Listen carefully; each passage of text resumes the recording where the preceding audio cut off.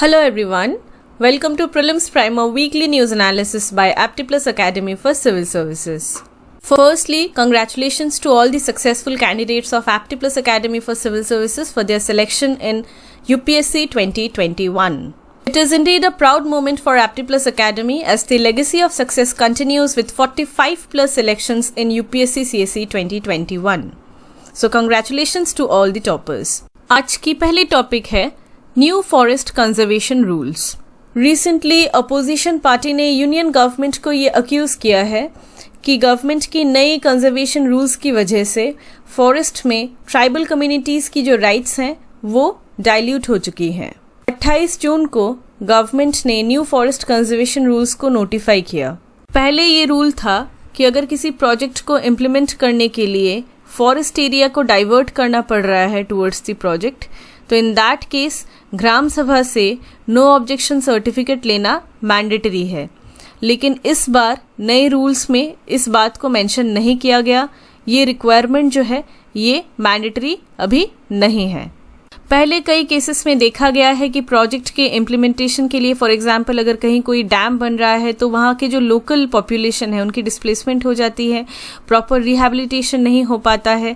Forest के case में tribal जो पीपल हैं उनके पास कई सारे राइट्स हैं, for example minor forest produce को अक्वायर करना, उसे सेल करना, वहाँ पे रहने के राइट्स, ये सारे राइट्स हैं।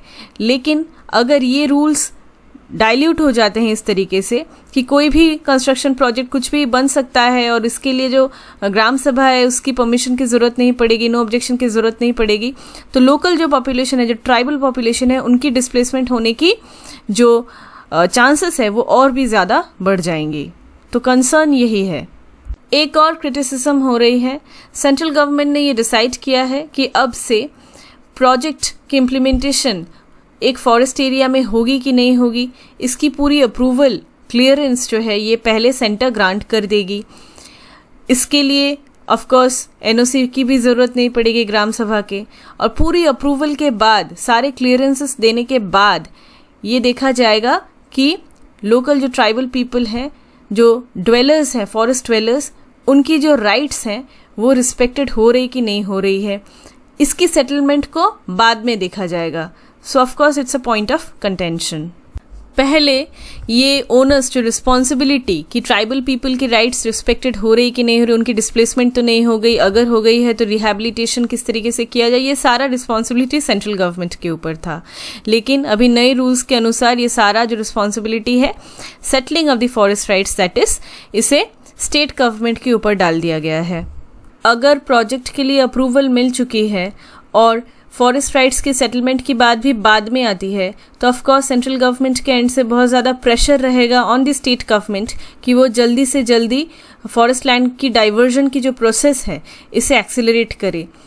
ट्राइबल पीपल की राइट्स रिस्पेक्टेड हो ना हो ये सेकेंडरी हो जाती है, ये प्राइमरी कंसर्न है ही नहीं। अब सेंट्रल गवर्नमेंट का ये स्टेटमेंट है कि फॉरेस्ट कंजर्वेशन रूल्स 2022 जो ये अभी नए लाए गए हैं ये रिफॉर्मेटिव है, रिफॉर्म करने के लिए है, ये अप्रूवल के प्रोसेस को स्ट्रीमलाइन करने के लिए है, और फॉरेस्ट राइट्स एक्ट 2006 इसके साथ साथ सारी जो पैरेलल प्रोसेसिंग है इसे भी और भी स्मूथ करने के लिए इन नई रूल्स को लाया गया है। थोड़ा बैकग्राउंड देखते हैं। 1980 से पहले किसी प्रोजेक्ट के लिए अगर फॉरेस्ट लैंड को डाइवर्ट करना है for non forest purpose for the implementation of that particular project, वो डैम बने या माइन बने, कुछ भी बने, इसके लिए प्रोजेक्ट की क्लियरेंस जो देती थी वो स्टेट गवर्नमेंट देती थी, सोल इंचार्ज थी फॉर क्लियरिंग प्रोजेक्ट्स। लेकिन 1980 में इस रूल में बदलाव लाया गया by the forest conservation act. अब से सेंट्रल गवर्नमेंट के पास पावर था कि क्लियरेंस देनी चाहिए या नहीं। लेकिन 1980 के फॉरेस्ट कंजर्वेशन एक्ट में भी कई सारी इश्यूज थी। फॉर एग्जांपल सेंट्रल गवर्नमेंट जब डिसाइड करती थी कि एक पर्टिकुलर प्रोजेक्ट को अप्रूवल देनी चाहिए या नहीं चाहिए, तब सेंट्रल गवर्नमेंट की जो फॉरेस्ट एडवाइजरी कमेटी होती थी वो सिर्फ कुछ ही चीज़ों को कंसिडर करती थी। फॉर एग्जांपल अगर प्रोजेक्ट इम्प्लीमेंट होता है तो उससे फॉरेस्ट का हेल्थ खराब तो नहीं होगा, या वाइल्ड लाइफ स्पीशीज जो प्रोटेक्टेड हैं उनमें कोई अड़चने तो नहीं आएगी, या जो बायोडाइवर्सिटी है, लोकल बायोडाइवर्सिटी, फॉरेस्ट डाइवर्सिटी, उसमें कोई प्रॉब्लम तो नहीं होगा, उसमें कोई हार्म तो नहीं होगा। प्रोजेक्ट के इम्प्लीमेंटेशन के लिए जो फॉरेस्ट एरिया डाइवर्ट किए जा रहे हैं, उसकी वजह से जो पेड़ काटे जा रहे हैं, उसकी कॉम्पेंसेशन हो रही कि नहीं हो रही है, मतलब कंपेंसेटरी अफॉरेस्टेशन, इसके लिए कैंपर रूल्स भी लाए गए लेटर ऑन। तो बस इन्हीं सब चीज़ों को कंसिडर करती थी और प्रोजेक्ट को अप्रूवल दे देती थी। लेकिन फिर उसके बाद 2006 में आया forest rights act 2006। Forest rights act 2006 ने ट्राइबल कम्युनिटी को बहुत ज़्यादा एम्पावर किया। रूल ये बना कि प्रोजेक्ट की क्लियरेंस देने से पहले जो लोकल ग्राम सभा है उसकी कंसल्टेशन मैंडेटरी है। जो फॉरेस्ट ड्वेलर्स हैं, जो फॉरेस्ट ड्वेलिंग कम्युनिटीज़ हैं, इनकी राइट्स को रिकग्नाइज करना मैंडेटरी है और उसके बाद ही गवर्नमेंट अप्रूवल दे पाएगी for the implementation of a project. But after these new 2022 rules, critics are apprehensive that the rights of tribal communities will be compromised now. नए रूल्स के तहत हर एक इंटीग्रेटेड रीजनल ऑफिस के लिए एक एडवाइजरी कमेटी बनाई जाएगी और हर एक स्टेट और यूनियन टेरिटरी के गवर्नमेंट लेवल पे एक स्क्रीनिंग कमेटी बनाई जाएगी। एडवाइजरी कमेटी जो है, इसका रोल रहेगा टू एडवाइस और recommend with regards to grant of approval, project की अप्रूवल के लिए रिकमेंडेशंस देना, एडवाइस देना। इसके अलावा हर एक स्टेट और यूनियन टेरिटरी में जो प्रोजेक्ट स्क्रीनिंग कमेटी रहेगी, इसका काम होगा कि जो इनिशियल प्रपोजल्स डाले जा रहे हैं for the diversion of forest land, इसको रिव्यू करना। स्क्रीनिंग कमेटी में 5 मेंबर्स रहेंगे और ये कमेटी हर महीने एटलीस्ट 2 बार मीट करेगी और स्टेट गवर्नमेंट को एडवाइस करेगी on projects in a time bound manner. 5 से 40 हेक्टेयर के फॉरेस्ट लैंड को अगर प्रोजेक्ट के लिए डाइवर्ट करना है और project non mining based project है, तो in that case screening committee को 60 दिन मिलेंगे, 60 days to review the initial proposals. और अगर माइनिंग से रिलेटेड प्रोजेक्ट है तो in that case they will get 75 days. अगर 100 हेक्टेयर से ज़्यादा फॉरेस्ट एरिया को प्रोजेक्ट के लिए डाइवर्ट करने की बात आती है तो in that case screening committee को 120 दिन मिलेगा नॉन माइनिंग प्रोजेक्ट के प्रपोजल्स को रिव्यू करने के लिए और 150 दिन मिलेगा माइनिंग प्रोजेक्ट की प्रपोजल्स को रिव्यू करने के लिए। अगर रोड्स, हाईवेज, इस तरीके के प्रोजेक्ट्स के लिए 40 हेक्टेयर तक के लैंड को डाइवर्ट करने की बात आ रही है या फिर फॉरेस्ट लैंड जो डाइवर्टेड होगा उसकी कैनोपी डेंसिटी 0.7 तक की कैनोपी डेंसिटी को डाइवर्ट करने की बात आ रही है, तो इन सारी चीज़ों को एग्जामिन करेगी इंटीग्रेटेड रीजनल ऑफिस, अभी स्क्रीनिंग कमेटी नहीं करेगी। यहाँ पे 2 चीज़ें और ऐड होती है। अगर कोई एक बिजनेसमैन या फिर कोई एक पर्टिकुलर एंटिटी एक प्रोजेक्ट लगाना चाहती है इन अ हिली और माउंटेनियस स्टेट जहाँ पे जोग्राफिकल एरिया की 2/3 पार्ट पे फॉरेस्ट या ग्रीन कवर है, तो इन दैट केस उस पर्टिकुलर एप्लीकेंट को एक ऐसे स्टेट में कॉम्पेंसेटरी अफॉरेस्टेशन के तहत पेड़ लगाना पड़ेगा जहाँ पे ग्रीन कवर 20% से कम है, उस स्टेट की जोग्राफिकल एरिया की 20% से कम है।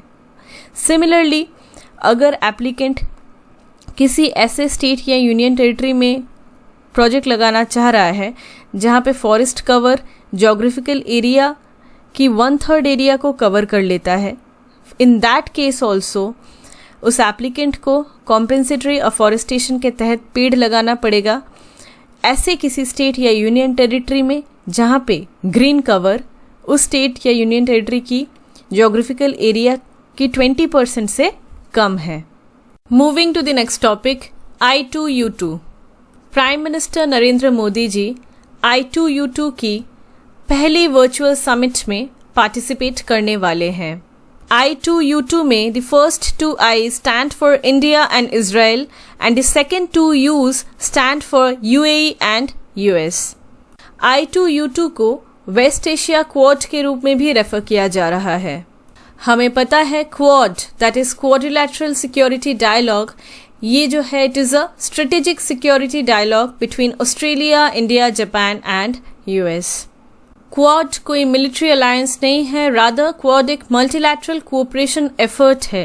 क्वाड का प्राइमरी ऑब्जेक्टिव है इंडो पैसिफिक रीजन को फ्री ओपन रखना, प्रॉस्परस बनाना, इंक्लूसिव बनाना, मैरीटाइम डेमोक्रेसीज में एक अलायंस क्रिएट करना, कंटिन्यूस बेसिस में मिलिट्री ड्रिल्स और इंफॉर्मेशन एक्सचेंजेस करना इन बिटवीन द कंट्रीज, यही इसका मेन मकसद है। तो क्वाड के पैरेलल ही I2U2 को कंसिडर किया जा रहा है कि ये वेस्ट एशियन क्वाड है, सिंस कंट्रीज जो है ये वेस्ट एशिया के हैं। इसमें इंडिया, इजराइल, UAE और US आ रहे हैं, इसलिए US के अलावा बाकी सारी वेस्ट एशियन कंट्रीज ही हैं। ओरिजिन की बात करें तो 2021 में हमारे जो एक्सटर्नल अफेयर्स मिनिस्टर हैं एस जयशंकर, वो इजराइल गए थे और उस टाइम पे इन 4 कंट्रीज़ के फॉरेन मिनिस्टर्स के बीच में एक मीटिंग हुआ था और उसके बाद ही धीरे धीरे ये ग्रुपिंग उभर के आई। उस टाइम पे इसका नाम था international forum for economic cooperation.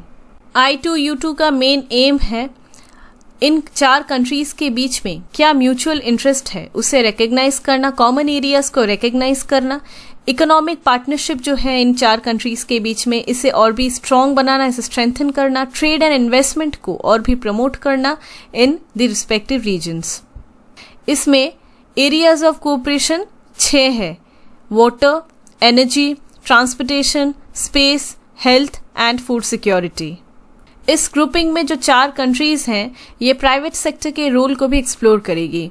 Private sector के कैपिटल और एक्सपर्टीज को किस तरीके से यूज किया जा सकता है to modernise infrastructure, to develop industries जिसमें कार्बन फुटप्रिंट कम हो, कार्बन एमिशंस कम हो, पब्लिक हेल्थ को इम्प्रूव करने के लिए किस तरीके की इंफ्रास्ट्रक्चर लगाई जा सकती है और किस तरीके से critical emerging and green technologies को डेवलप और प्रमोट किया जा सकता है।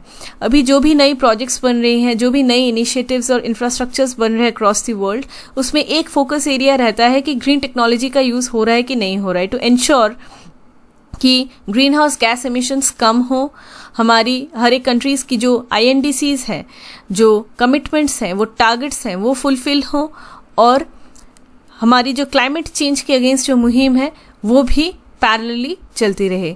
तो ये सारी चीज़ें ही कंसिडर की जाएगी। हमें पता है कि इजराइल पैलेस्टाइन इशू की वजह से इजराइल के साथ दूसरी जो वेस्ट एशियन कंट्रीज थी उनके संबंध अच्छे नहीं थे, लेकिन 2020 में आया अब्राहम एकॉर्ड्स। अब्राहम एकॉर्ड्स एक जॉइंट स्टेटमेंट थी between Israel, UAE and US। Later on इस अग्रीमेंट में दूसरी कंट्रीज को भी कंसिडर किया गया, जैसे कि बहरीन।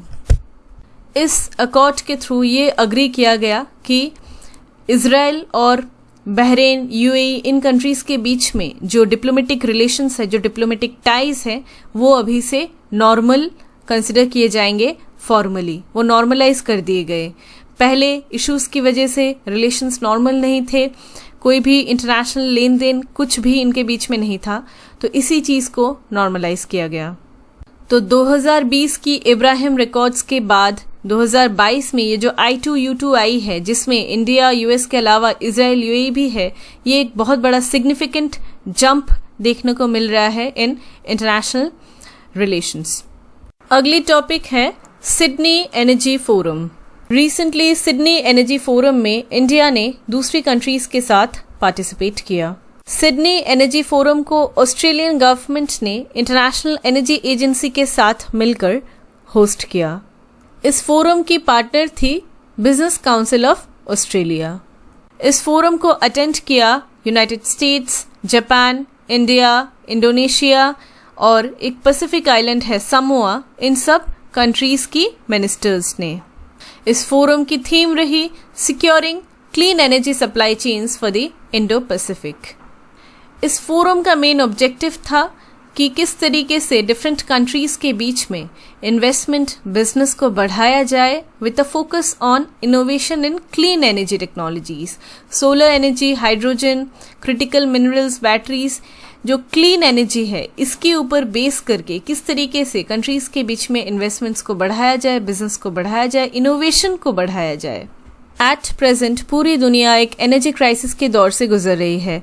इसमें रशिया यूक्रेन वॉर तो आता ही है, जिसमें यूरोप जो है रशिया के ऊपर काफ़ी ज़्यादा डिपेंडेंट है फॉर इट्स एनर्जी रिक्वायरमेंट्स। इसके अलावा फॉसिल फ्यूल इंडस्ट्री जो है, जिसमें क्रूड ऑयल आता है, इसकी भी कार्टेलाइजेशन होती है। प्राइस, डिमांड, सप्लाई सारा ही जो है ये डिपेंडेंट है on a few countries.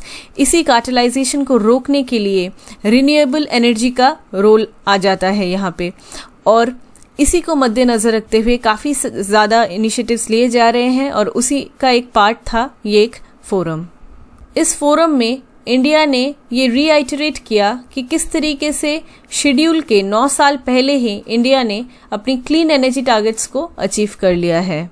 India 162 gigawatt का रिन्यूएबल एनर्जी कैपेसिटी को इंस्टॉल कर चुका है। इस टारगेट को इंडिया ने 2021 में ही अचीव कर लिया था नवंबर मंथ में, और ग्लासगो में जो COP21 की मीट हुई थी, UN COP21 की मीट, वहाँ पे भी इंडिया ने ये कमिट किया है कि 2030 तक हम 500 गीगावाट का रिन्यूएबल एनर्जी को इंस्टॉल कर लेंगे, जो हमारी पूरी इंस्टॉल्ड कैपेसिटी का 50% होगा। पेरिस एग्रीमेंट के तहत कंट्रीज खुद ही NDCs that is nationally determined contribution को एस्टैब्लिश करती है। NDCs में कंट्रीज जो हैं वो टारगेट्स लेती हैं कि क्लाइमेट एक्शन प्लान के तहत वो कितनी emissions, green house gas emissions को कट करेंगी और क्लाइमेट इम्पैक्ट को कितना अडेप्ट करेंगी। इसका एक टारगेट जो कंट्रीज पार्टीज हैं पेरिस एग्रीमेंट की, वो खुद ही सेट करती हैं अपने लिए, और हर 5 साल में अपडेट देती है कि वो अपने टारगेट के कितने पास हैं। 2015 की पेरिस एग्रीमेंट के अंदर इंडिया ने ये कमिट किया कि 2030 तक इंडिया अपनी जो भी एनर्जी रिक्वायरमेंट्स हैं उसकी 40% रिन्यूएबल सोर्सेज से प्रोड्यूस करेगी। यही इंडिया का NDC या नेशनली डिटरमाइंड कंट्रीब्यूशन है। एट प्रेजेंट हमें पता है कि थर्मल सोर्सेज से ही इलेक्ट्रिसिटी और दूसरी एनर्जी रिक्वायरमेंट्स जो हैं वो प्रोड्यूस होती हैं, तो इसी को रिवर्स करने का टारगेट है। अगली टॉपिक है जेंडर गैप इंडेक्स।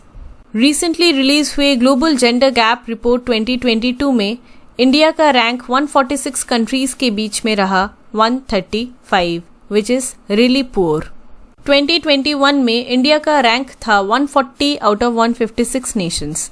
2022 में इंडिया का रैंक है अभी 135 आउट ऑफ 146 कंट्रीज। इस इंडेक्स को आइसलैंड ने टॉप किया है, और आइसलैंड इकलौती ऐसी एक कंट्री है जिसने जेंडर गैप को क्लोज किया है by more than 90%।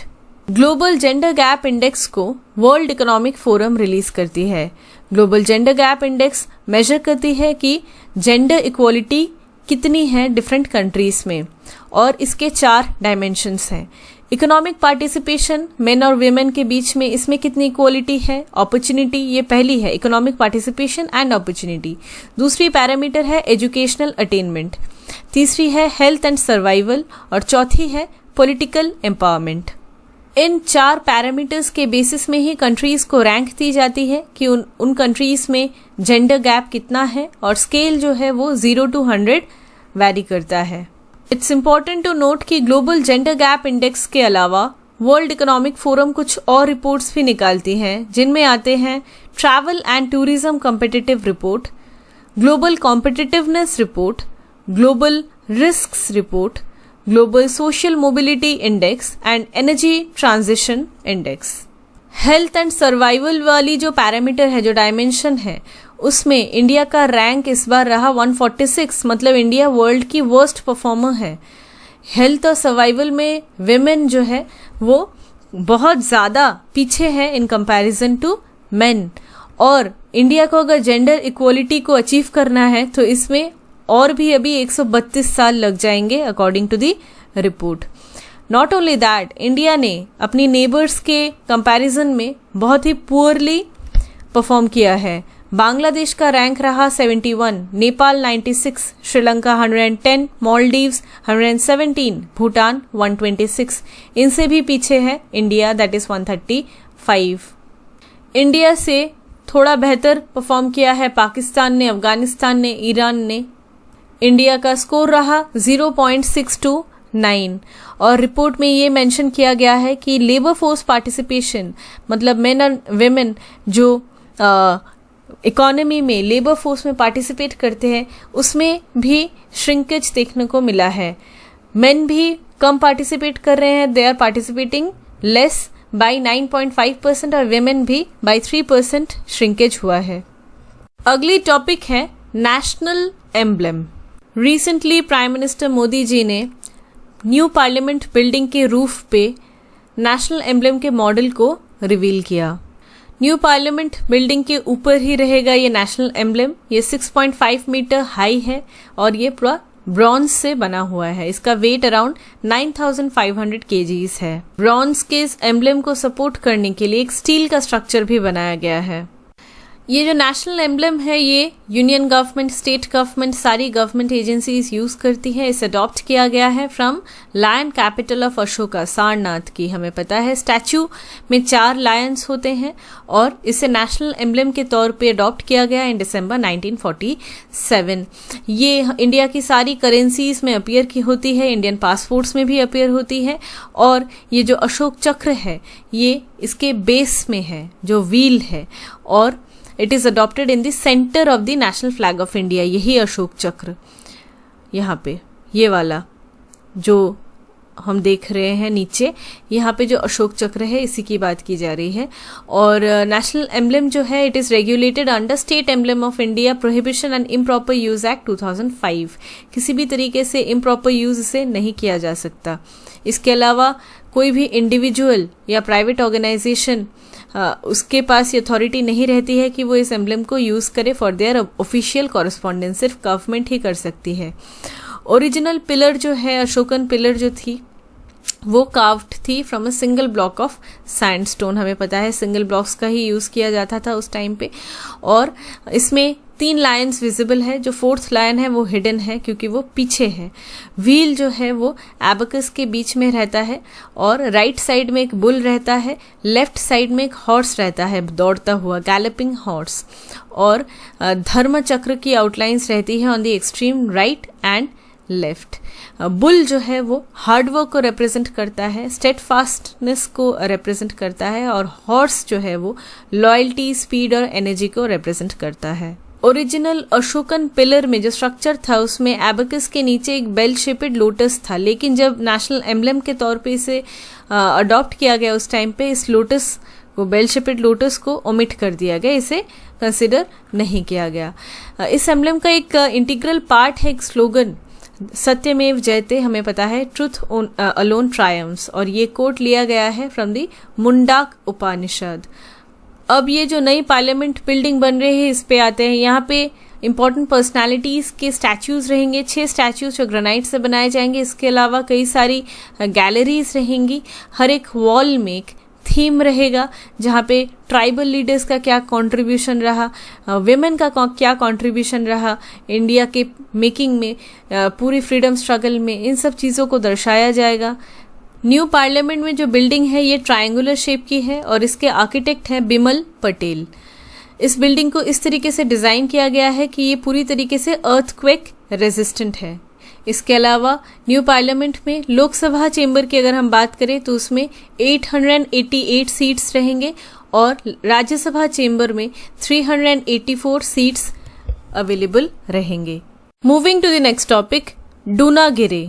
Recently defence minister ने Y3023 डूनागिरी जो एक प्रोजेक्ट 17A फ्रिगेट है इसे लॉन्च किया।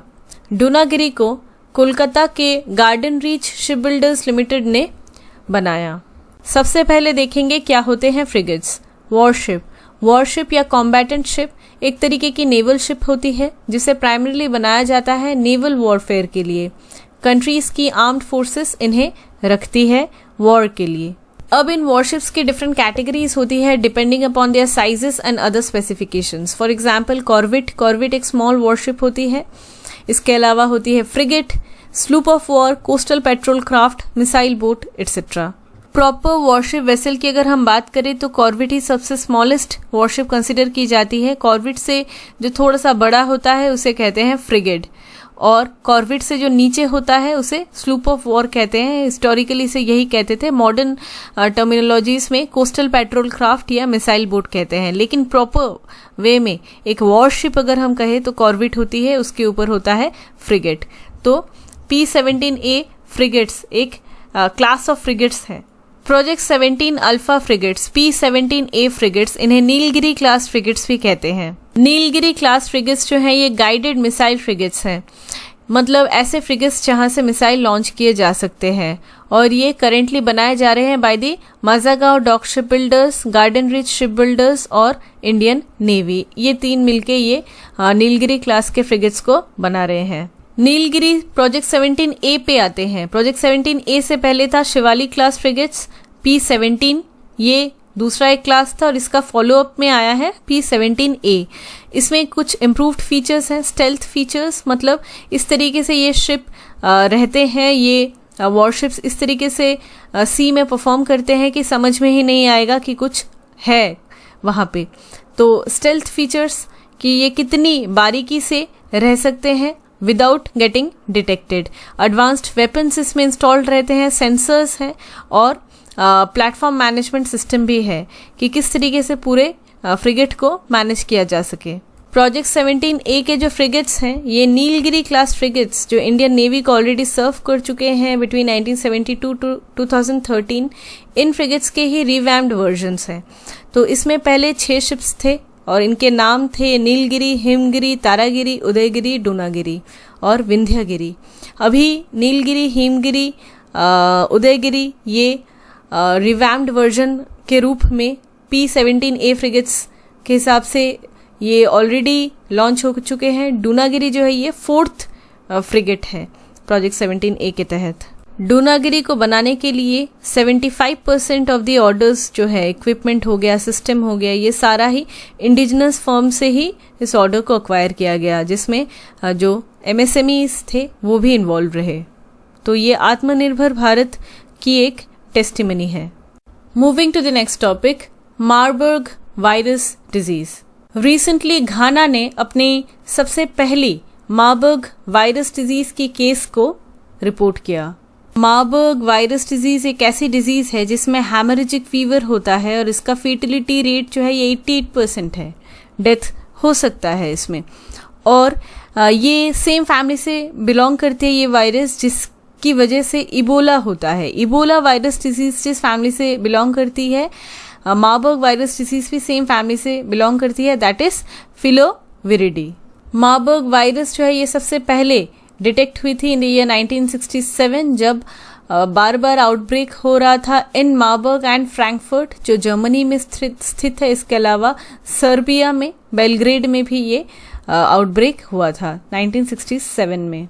कॉज 2 तरीके की मार्बर्ग वायरसेस हैं, एक है Marburg virus MARV and Ravn virus RAVV। Marburg virus जो है ये वायरल हैमरेजिक फीवर के लिए रिस्पॉन्सिबल है। हैमरेज हमें पता है जब जो ब्लड वेसल्स है वो रप्चर हो जाती है और ब्लड बाहर आता है तो उसे हैमरेज कहते हैं। तो इसमें ये एक तरीके की हैमरेजिक फीवर ही है। इसमें जो सिम्टम्स हैं वो डिस्टिंग्विश नहीं किए जा सकते from the symptoms of Ebola. और जो ये वायरसेस हैं ये non infectious linear non segmented single stranded RNA genomes हैं। नॉन इन्फेक्शियस हैं, सिंगल नॉन सेगमेंटेड, इसमें सेगमेंट्स नहीं होते जो, और ये लीनियर शेप में होते हैं ये, और इसमें RNA जीनोम रहता है इस वायरस में, और ये सीवियर इलनेस कॉज करते हैं in humans and non human primates. Non human primates में मंकीज, एप्स, लेम्यूर्स ये सब आते हैं। प्रेवलेंस की बात करें तो मार्बर्ग वायरसेस जो हैं ये इक्वेटोरियल अफ्रीका के वुडलैंड्स में पाए जाते हैं, एंडेमिक होते हैं यहाँ पे। और सिम्टम्स की अगर हम बात करें तो इसमें फीवर होता है, headache, fatigue, abdominal pain, haemorrhage ये सब होता है। ट्रांसमिशन फ्रूट बैट्स जो टेरोपोडिडा फैमिली से बिलोंग करते हैं यही इस डिजीज के कैरियर होते हैं। ये टिपिकली ह्यूमन बींग्स को इन्फेक्ट करते हैं after they are exposed to mines या केव्स। ऐसी इस तरीके के केव्स या माइंस जहाँ पे ह्यूमन बींग्स काम करते हैं, रहते हैं, and they are exposed to Rousettus bat colonies. एक particular type of bat colonies हैं जो इस डिजीज को कैरी करती है, they are the carriers of this disease. ये बैट्स जो हैं ये इंडिया में पाई जाती है, अफ्रीका में पाई जाती है, मिडिल ईस्ट में, साउथ ईस्ट एशियन कंट्रीज में और ऑस्ट्रेलिया के कुछ पार्ट्स में भी पाई जाती है। ह्यूमन टू ह्यूमन ट्रांसमिशन की अगर हम बात करें तो अगर इन्फेक्टेड पीपल जो हैं उनकी बॉडीली फ्लूइड्स के साथ डायरेक्ट कांटेक्ट होता है, उनके ब्लड सिक्रीशंस ऑर्गन्स के साथ डायरेक्ट कांटेक्ट होता है, तब ये डिजीज हो सकता है मार्बर्ग वायरस डिजीज। इसके अलावा अगर कोई सरफेस या मटेरियल कंटेमिनेटेड है इन सब फ्लूइड्स के द्वारा तब भी हो सकता है। इंक्यूबेशन पीरियड इस वायरस का 2 days से 3 weeks तक होता है। वैक्सीन, इसका कोई अप्रूव्ड वैक्सीन नहीं है। एंटीवायरल ट्रीटमेंट इसमें किया जाता है, नॉर्मल जो एंटीवायरल ट्रीटमेंट होता है, और अर्ली सपोर्टिव केयर जिसमें रिहाइड्रेशन हो। इबोला में भी तो सेम ही है। और कुछ सिम्टोमेटिक ट्रीटमेंट, फीवर आ रहा है तो उसके लिए मेडिसिन, इस तरीके से ट्रीटमेंट और सपोर्ट दी जाती है। इससे सर्वाइवल रेट में इम्प्रूवमेंट लाने की कोशिश की जाती है, लेकिन इसका कोई एज सच वैक्सीन नहीं है। घाना में ये रिपोर्ट हुआ है, तो घाना को एक बार आप मैप में अच्छे से यहाँ पे लोकेट कर लीजिए।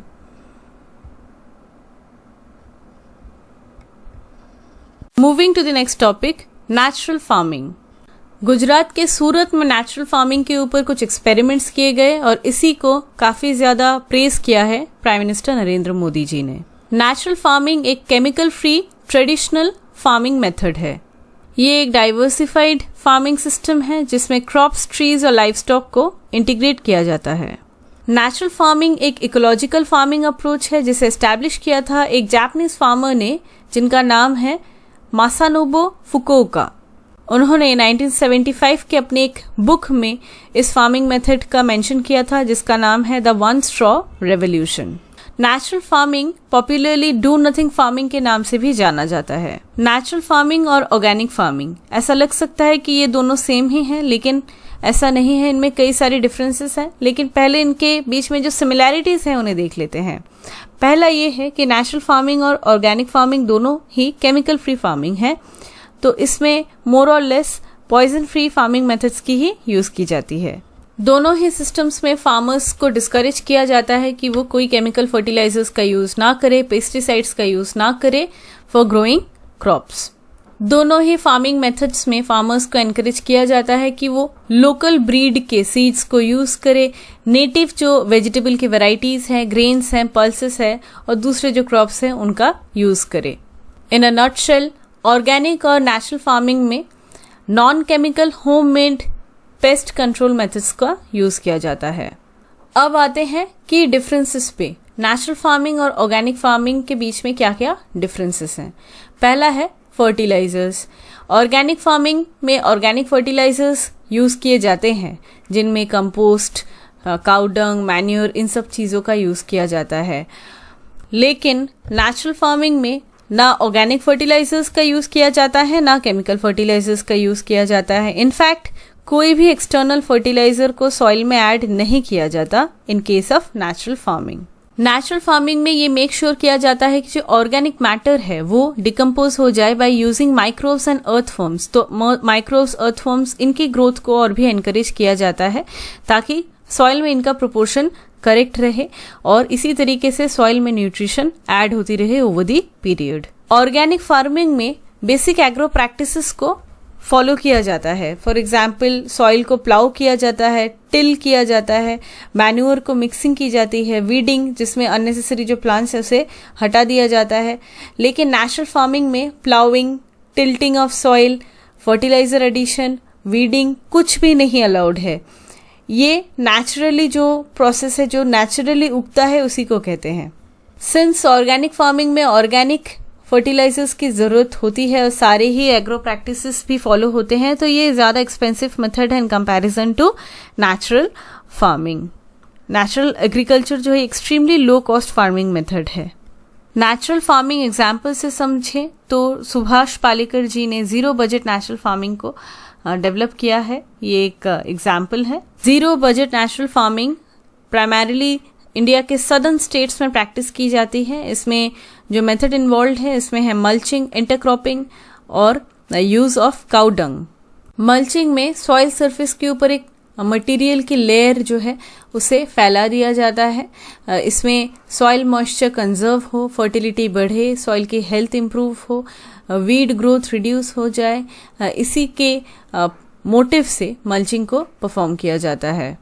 मल्चिंग में जिस मटेरियल को फैलाया जाता है वो ऑर्गेनिक होता है इन नेचर, जिनमें होते हैं फॉर एग्जांपल ग्रेन स्ट्रॉ, इसमें आपके क्रॉप रेसिड्यूज भी आते हैं, ट्री लीव्स आते हैं एटसेट्रा। इसके अलावा इसमें इंटरक्रॉपिंग रहती है एज वी डिस्कस्ड। तो इंटरक्रॉपिंग में क्या होता है, 2 और more crops they are grown in proximity. Zero budget natural farming के 4 पिलर्स हैं, एक है बीज अमृत, एक है जीव अमृत, मल्चिंग और वापसा। बीज अमृत में सीड ट्रीटमेंट की जाती है using local cow dung and cow urine. जीव अमृत इसमें काउडंग के इनॉक्यूलेशन को बनाया जाता है, यूरिन के इनॉक्यूलेशन को बनाया जाता है और इसमें कोई फर्टिलाइजर पेस्टिसाइड का यूज़ नहीं किया जाता है और इसी से सॉइल को ट्रीट किया जाता है।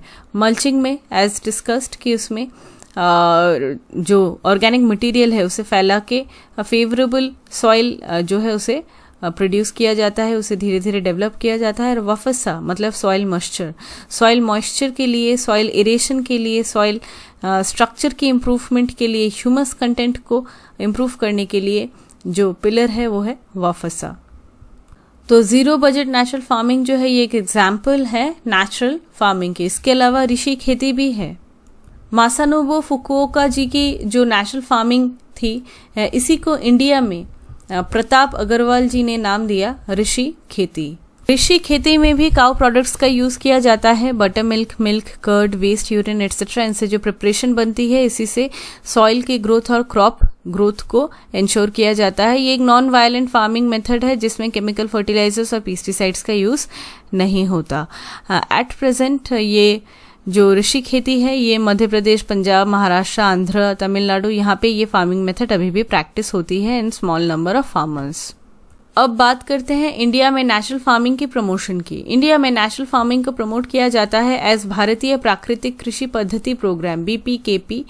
ये परंपरागत कृषि विकास योजना PKVY जो एक सेंट्रली स्पॉन्सर्ड स्कीम है, सेंट्रल गवर्नमेंट स्टेट गवर्नमेंट दोनों ही इसमें फंडिंग करते हैं। इस स्कीम के तहत आती है भारतीय प्राकृतिक कृषि पद्धति प्रोग्राम। भारतीय प्राकृतिक कृषि पद्धति प्रोग्राम में ये इंश्योर किया जाता है कि ट्रेडिशनल इंडिजिनस प्रैक्टिसेस जो हैं वो प्रमोट हो और एक्सटर्नल सोर्सेस से परचेज ना करना पड़े इनपुट्स को, तो डिपेंडेंसी जो है वो कम हो जाती है दूसरे परचेज इनपुट्स के ऊपर। ये बेसिकली फार्म बेस्ड मेथड्स इसमें आते हैं। फॉर एग्जांपल फार्म में ही बायोमास की मल्चिंग, फिर ऑन फार्म काउडंग का यूज़ करना, यूरिन फॉर्मुलेशंस का यूज़ करना, सॉइल एरेशन को पीरियोडिकली उसको इंश्योर करना और सिंथेटिक केमिकल इनपुट्स को पूरी तरीके से एक्सक्लूड करना, ओमिट करना। तो ऑन फार्म टेक्निक्स हैं यहाँ पे, इसीलिए कोई भी दूसरी सोर्सेस दूसरी इनपुट्स को परचेस नहीं करना पड़ता है। ये जो प्रोग्राम है इसे अडॉप्ट किया है आंध्र प्रदेश ने, कर्नाटका, हिमाचल, फिर गुजरात, उत्तर प्रदेश, केरला, इन सब स्टेट्स ने इसे अडॉप्ट किया है। ये काफ़ी इफेक्टिव भी रहा है according to studies, because production increase हुई है, सस्टेनेबिलिटी हुई है, वाटर यूज़, वाटर सेविंग होती है काफ़ी ज़्यादा इसमें, क्योंकि हमें पता है जहाँ पे इरिगेशन होता है बहुत ज़्यादा वहाँ पे वाटर का मिसयूज़ भी हो जाता है। और सॉइल हेल्थ इम्प्रूव हुआ है और फार्मलैंड इकोसिस्टम, सॉइल हेल्थ इन दोनों में भी इम्प्रूवमेंट देखी गई है। तो काफ़ी कॉस्ट इफेक्टिव एक फार्मिंग प्रैक्टिस है नेचुरल फार्मिंग।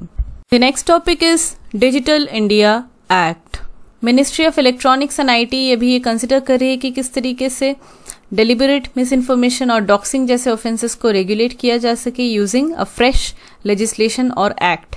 ये एक्ट रिप्लेस कर सकती है information technology act 2000, that is IT act 2000 को। नए जो लेजिस्लेशन है इसे रेफर किया जा रहा है एज डिजिटल इंडिया एक्ट। अभी थोड़ी देर पहले हमने कहा कि डेलिबरेट मिस इन्फॉर्मेशन को फैलाना और डॉक्सिंग जैसे ऑफेंसेस। डॉक्सिंग क्या है? डॉक्सिंग में दूसरों के पर्सनल इन्फॉर्मेशन को एनालाइज करके पब्लिश किया जाता है on the internet with malicious intent. इसमें जो पर्सन है उसकी रियल आइडेंटिटी रिवील हो सकती है और इससे विक्टिम्स भी हो सकते हैं लोग, because they can be harassed bye cyber attacks.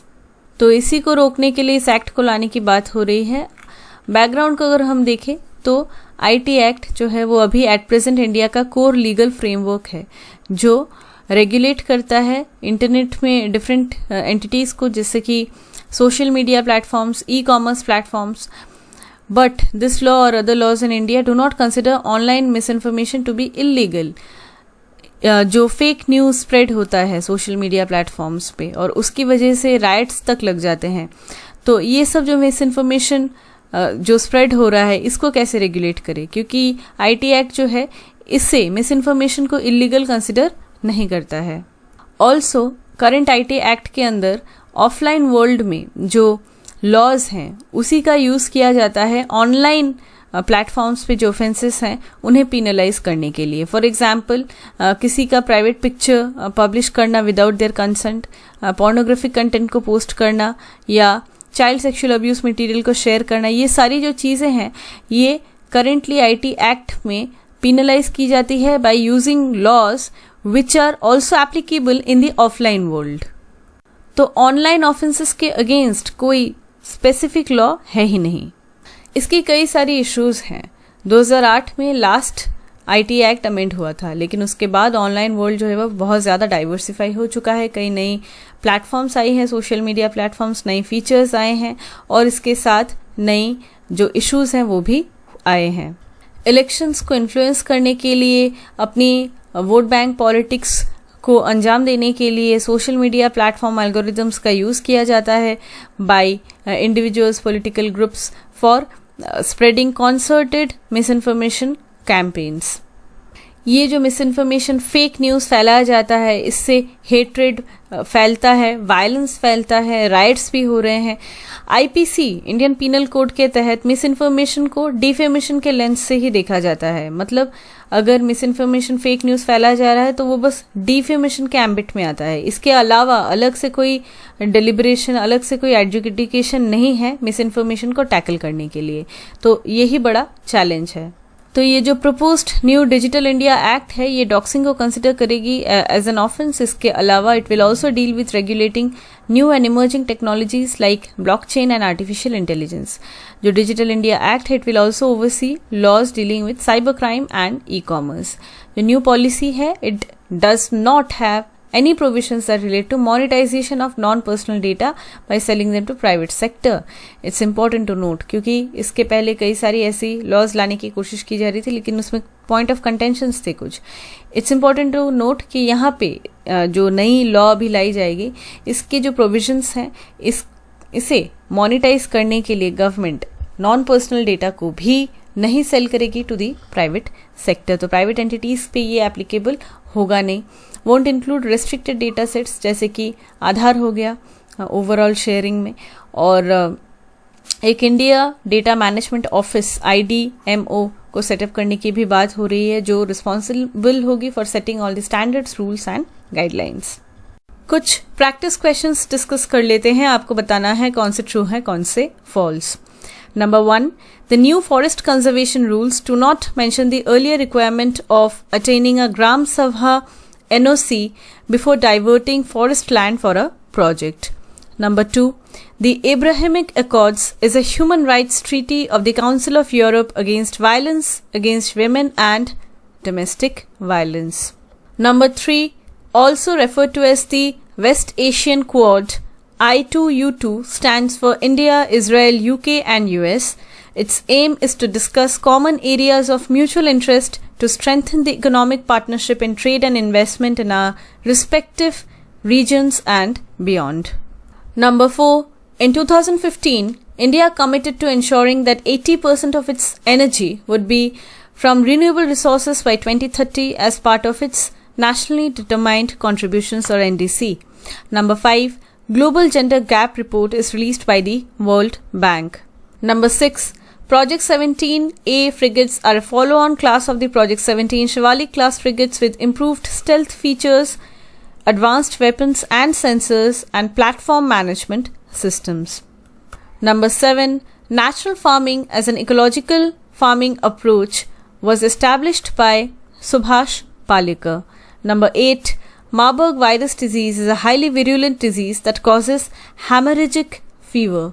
Number 9, the Forest Conservation Act of 1980 brought the diversion of forest land for non-forestry purposes under the purview of the state escarpment. Number 10. Dunagiri is a Shivalik class frigate with improved stealth features, advanced weapons and sensors, and platform management systems. With this, we come to an end of this session. Thank you so much.